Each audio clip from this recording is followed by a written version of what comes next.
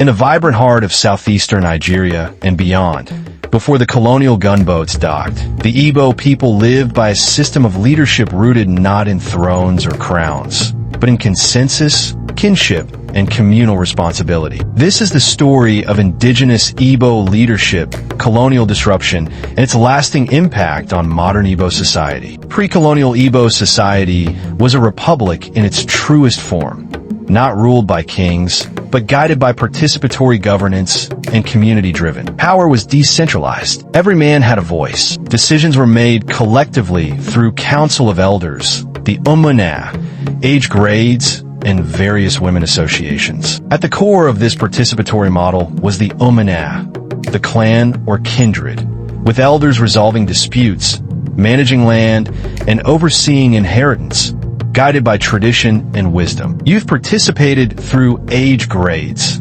performing communal labor, upholding security, and organizing festivals. Women, too, held power. The Umunna, married daughters, were respected guardians of morality and order. And the Ndiom, the co-wives, formed alliances that kept households stable and peaceful. Though largely Republican, some Igbo communities had a recognized head of leadership alongside a council of chiefs, with power still resting with the people. Examples include the Nri, hegemony, spiritual and priestly in nature, the Aro Confederacy, united by military might, trade, and oracle influence. Some communities like Onitsha, Agbor, and so on adopted monarchies, possibly due to cultural interactions with neighboring groups, and maintained organized hierarchies and dynastic rule. When the British arrived, they sought to impose a leadership system that would make the Igbo people governable in their interest, centralized authority figures. To achieve this,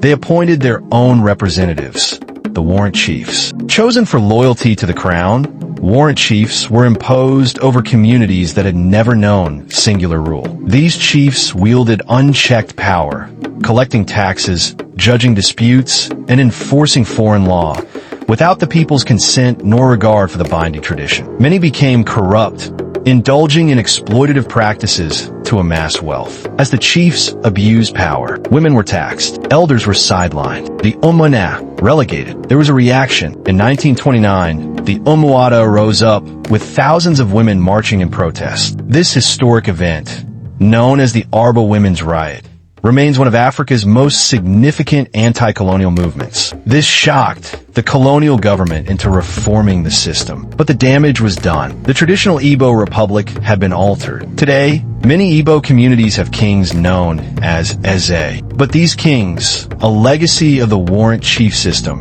are now elected by the people and certified by the state government before they can rule. Despite colonization scars, the Igbo spirit endures. Umunna meetings still settle disputes, age grades still serve, and Umwada still speak truth to power, reflecting a legacy that lives on. In every elder's proverb, every youth's dance, and every woman's chant, echoing the leadership of a people who ruled themselves long before anyone else tried to.